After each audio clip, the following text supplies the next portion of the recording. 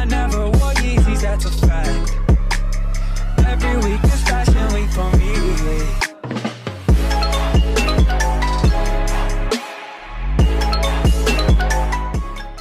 The classroom of elite season 2 episode 10 के starting में हम लोग आयनको जी के ग्रुप को देखते हैं जो कि इस बारे में बात कर रहे होते हैं कि पेपर शफल में कोई भी स्टूडेंट एक्सपेल नहीं हुआ है और इसलिए सभी काफ़ी ज़्यादा खुश हैं कि कोई एक्सपेल नहीं हुआ। तभी वो लोग देखते हैं कि क्लास ए की लीडर एंड क्लास बी की लीडर दोनों दोस्तों की तरह एक साथ घूम रहे होते हैं, जिसको देखकर वो सभी लोग हैरान रहते हैं क्योंकि ये दोनों क्लास तो राइवल्स थी, लेकिन ये दोनों दोस्त की तरह कैसे बिहेव कर रहे हैं। वहीं हासी भी ये कहने लगती है कि मुझे इचिनोसे से काफ़ी ज़्यादा अनकंफर्टेबल फील होता है क्योंकि इचिनोसे हर चीज़ में परफेक्ट है। आखिरकार इतना परफेक्ट पर्सन एग्जिस्ट कैसे कर सकता है। तब युकिमुरा कहता है कि जब हम लोग क्लास डी से क्लास सी में एडवांस होंगे तब इचिनोसे ही हमारी नेक्स्ट टारगेट होने वाली है, यानी कि हमारी नेक्स्ट राइवल, इसलिए हमें इचिनोसे का ध्यान रखना होगा। तब हासी भी कहती है इन सब बातों को छोड़ो और कहती है कि क्या तुम्हें पता है क्रिसमस काफ़ी नज़दीक आ चुका है। तब साकुरा आयनको जी से पूछती है कि क्या उसका कोई क्रिसमस पे कोई प्लान है, लेकिन आयनको जी उससे पहले कुछ रिप्लाई करे हासी बे बोल पड़ती है और कहती है कि तुम्हें आयनको जी के साथ क्रिसमस सेलिब्रेट करना है क्या। तभी साकुरा शर्माते हुए कहती है ऐसा कुछ भी नहीं है। हम लोग आयनको जी को देखते हैं जिसको ऐसा फील हो रहा होता है कि कोई उसको पीछे से घूर रहा है, इसलिए वो कारिजावा को एक मेल भेज देता है। आयनको जी का काम करने के बाद कारिजावा साटो के साथ घूम रही होती है। तभी वो देखते हैं कि पीछे से कोई स्टूडेंट उसको घूर रहा होता है और वो भी काफी गुस्से में, लेकिन कारिजावा उसे इग्नोर कर देती है और वापस से अपने रूम पर आ जाती है। जिसके बाद वो आयनको जी को कॉल पर इस बारे में बता देती है कि क्लास सी में से कोई उसको घूर रहा था और उसका पीछा कर रहा था, तो अब उसे क्या करना चाहिए। जिस पर आयनको जी उस क्लास सी के स्टूडेंट को इग्नोर करने के लिए कहता है, जिस पर कारिजावा भी मान जाती है। तभी आयनको जी कहता है कि क्या तुमने वो करा जो कि मैंने तुमसे करने के लिए कहा था। जिस पर कारिजावा कहती है हाँ, जैसा तुमने मेल पे कहा था मैंने वैसा ही किया। जिसके बाद हमें पता चलता है कि आयनको जी ने कारिजावा को ये देखने के लिए कहा था कि आयनको जी के ग्रुप को आखिरकार कौन पीछे से देख रहा है। तब कारिजावा कहती है कि मैं श्योर हूँ कि वो लड़की क्लास सी की नहीं है बल्कि क्लास ए की है, और साथ ही साथ कारिजावा ने छुपके से उस लड़की की फोटो भी खींच ली और वो अब आयनको जी को उसकी फोटो मेल कर देती है। जिसके बाद कारिजावा आयनको जी से पूछने वाली होती है कि क्लास ए आखिरकार हमसे चाहती क्या है, लेकिन आयनको जी बिना सुने ही कॉल को कट कर देता है। जिसके बाद आयनको जी उस लड़की की फोटो देखकर कहता है कि शायद से इसको साकाया नागी ने कहा था हम पर नजर रखने के लिए, शायद। अगले दिन क्लासरूम में सूडो आता है और कहता है कि वो क्लास सी वाले लड़के मुझसे लड़ने की कोशिश कर रहे थे सुबह सुबह। जिस पर हिराटा के कहता है कि तुमने उन्हें चोट तो नहीं पहुंचाई ना, जिस पर सूडो कहता है नहीं। जिसके बाद हम लोग होरिकेटा को देखते हैं जो कि आयनको जी को कहती है कि क्लास सी वाले और भी ज्यादा एक्टिव होते जा रहे हैं क्योंकि पेपर शफल में उन लोगों ने काफी ज्यादा पॉइंट लूज किए हैं, इसलिए वो थोड़ा सा चौकन्ना होते जा रहे हैं। तब आयनको जी बोलता है कि आखिरकार वो क्लास सी वाले चाहते क्या है। जिस पर होरिकेटा कहती है मुझे पता है तुम्हें पता है कि आखिरकार वो चाहते क्या है। रुइन क्लास डी के मास्टरमाइंड की आइडेंटिटी निकालना चाहता है। तो आयनको जी कहते हैं कि क्लास डी की मास्टरमाइंड तो तुम हो। ये सुनकर होरिकेटा थोड़ी गुस्सा हो जाती है और आयनको जी से कहती है कि अब रुइन इस बात को बिलीव नहीं करने वाला है, तो क्या तुम्हारे पास कोई रुइन से लड़ने का तरीका है। जिस पर आयनको जी मना कर देता है। जिसके बाद होरिकेटा कहती है कि तुम मेरी मदद तो करोगे ना हमारी क्लास को क्लास ए तक पहुंचाने के लिए। जिस पर आयनको जी हाँ करके कहता है कि जब तक मेरी जरूरत पड़ेगी मैं हेल्प करूंगा। तब होरिकेटा आयनको जी के पास आती है और आयनको जी के डेस्क पर एक बुक रख देती है। तो आयनको जी से पूछता है ये क्या है। जिस पर होरिकेटा कहती है कि ये बुक को तुम लाइब्रेरी में रिटर्न कराओ। जिस पर आयनको जी से पूछता है कि मैं क्यों जाऊं। जिस पर होरिकेटा कहती है कि तुम्हें भी तो ये बुक पढ़नी थी ना। ऑब्वियसली मैं जाकर इस बुक को रिटर्न कर सकती हूँ, लेकिन अगर मैं इसको रिटर्न कर दूंगी तो मैं ये गारंटी नहीं दे सकती हूँ कि ये बुक तुम्हारे हाथ में कब आएगी, क्योंकि ये बुक की डिमांड कुछ ज्यादा ही है। तो अगर तुम जाओगे तो तुम्हें ये बुक जल्दी मिल सकती है। जिसके बाद आयनको जी लाइब्रेरी में बुक को रिटर्न करने चला जाता है। लाइब्रेरी में आयनको जी देखता है कि क्लास सी की हियोरी का हाथ एक बुक पर पड़ ही नहीं रहा होता है, इसलिए आयनको जी उसकी हेल्प करके उस बुक को पकड़ा देता है। तभी हियोरी आयनको जी के हाथ में वो बुक देख लेती है, जिसको देखकर वो कहती है कि ये बुक तो एक मास्टरपीस है। जिसके बाद वो एक और बुक निकाल कर आयनको जी को दे देती है और कहती है कि ये भी वैसी ही बुक है, तुम्हें पढ़ने में अच्छी लगेगी। जिसके बाद आयनको जी उस बुक को ले लेता है, जिसको देखकर हियोरी काफी ज्यादा खुश हो जाती है क्योंकि हियोरी की क्लास में कोई भी ऐसा नहीं है जिससे कि वो बुक के बारे में बात कर सकती है, इसलिए आयनको जी से बुक के बारे में बात करके उसे अच्छा लगा। जिसके बाद आयनको जी कहता है कि क्या मुझसे बात करना सही रहेगा, क्योंकि मैं भी तो क्लास सी के एक सस्पेक्ट में हूँ, क्योंकि मैं भी तो मास्टरमाइंड हो सकता हूँ। तो हियोरी कहती है चिंता करने की जरूरत नहीं है, मुझे लड़ने में कोई भी इंटरेस्ट नहीं है, वैसे भी मैं ये चाहती हूँ कि सभी लोग दोस्त बन के रहें। जिसके बाद हियोरी वहाँ से चली जाती है।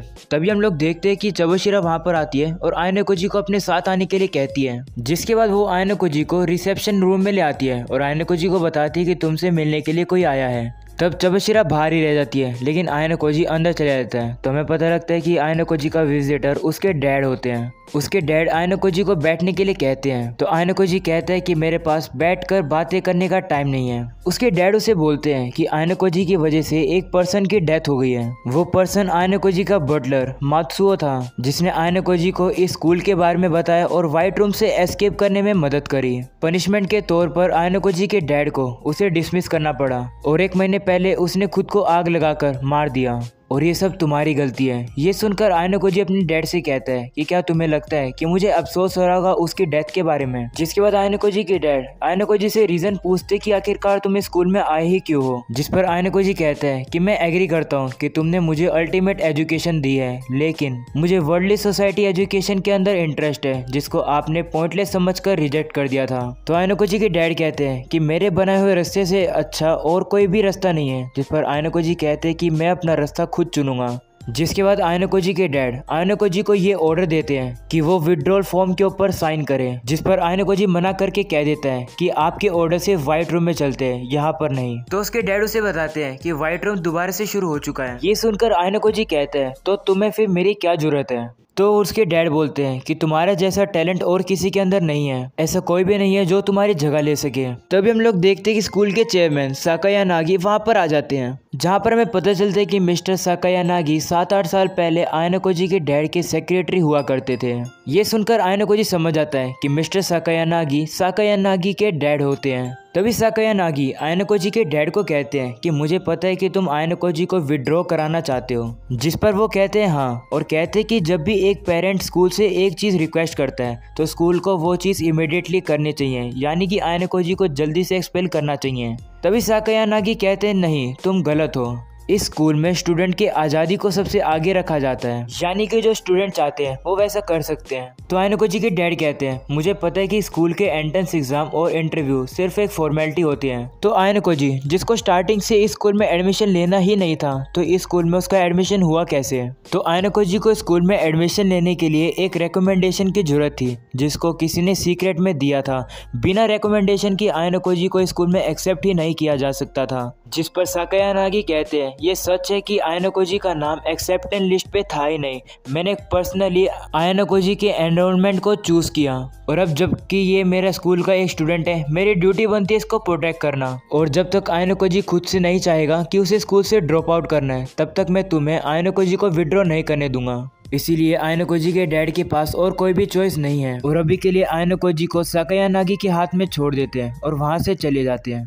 जिसके बाद आयानो कोजी साकायानागी से उसकी बेटी के बारे में पूछता है, तो वो बताते हैं हाँ, आरिसु मेरी डॉटर है, लेकिन मैं उसको कोई भी स्पेशल ट्रीटमेंट नहीं देता हूँ। साकायानागी के लिए सभी स्टूडेंट इक्वल हैं, वो रूल्स को फॉलो करते हैं और उन स्टूडेंट को प्रोटेक्ट करते हैं जो कि रूल्स को फॉलो करते हैं। जिसके बाद आयानो कोजी उनसे पूछते कि क्या तुम्हें व्हाइट रूम के बारे में और सब कुछ के बारे में पता है। जिस पर वो कहते हैं हाँ, मुझे सब कुछ पता है, अभी के लिए तुम अपनी स्टडी पर फोकस करो, तुम्हें ज़्यादा चिंता करने की जरूरत नहीं है। उनकी कन्वर्सेशन खत्म होने के बाद आयानो कोजी रूम से बाहर निकलता है, जहां पर चबशीरा आयानो कोजी से पूछती है कि तुम्हारे फादर के साथ मीटिंग कैसी गई। तब आयानो कोजी कहता है मुझे पता चल गया कि तुम इतने दिनों से झूठ बोल रही थी, असलियत तो यह है कि तुम्हारा मेरे फादर के साथ कोई भी कनेक्शन नहीं है। तो चबशीरा आयानो कोजी को कहती है कि तुम्हें ऐसा क्यों लगता है। जिस पर आयानो कोजी कहता है कि चलो इस बात को अब खत्म कर ही दिया जाए, मैंने जब चेयरमैन से बातें करी तब मुझे सब कुछ पता चल गया।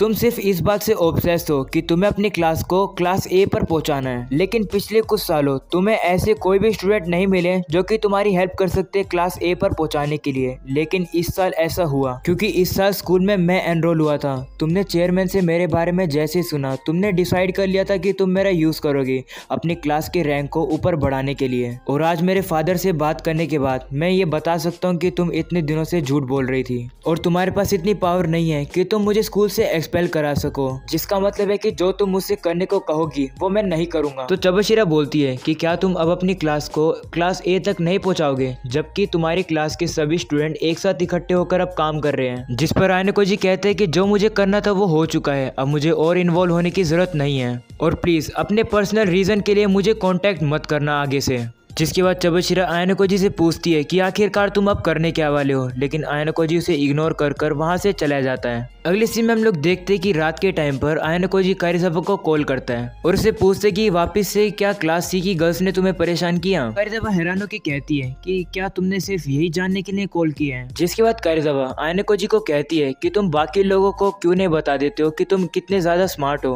अगर तुम क्लास में हिराटा की तरह आगे आओगे तो तुम्हें काफी ज्यादा स्टूडेंट का और भी ज्यादा सपोर्ट मिलेगा, जिससे कि क्लास के ज्यादा स्टूडेंट तुम्हें और भी ज्यादा पसंद करेंगे। जैसे कि स्पोर्ट फेस्टिवल के दिन हुआ था, तुम पूरे स्कूल वाइड में काफी बड़े फेमस और सेलिब्रिटी की तरह फेमस हो जाओगे। जिस पर आयनोकोजी कहते हैं कि नहीं, मैं बैकग्राउंड में रहकर ये चीजें करना चाहता हूँ और वैसी ही चीज मुझे पसंद है। ये सुनकर कारिजावा काफी डिसअपॉइंट हो जाती है कि आयनोकोजी के पूरे टैलेंट का यहाँ पर वेस्ट हो रहा है। वहीं आयनोकोजी कारिजावा से कहते हैं कि मैंने तुम्हें फोन इसलिए किया क्योंकि मैं तुमसे अपोलोजाइज करना चाहता हूँ, क्योंकि कारिजावा को आयनोकोजी की वजह से पास्ट में काफी ज्यादा मुसीबत का सामना करना पड़ा।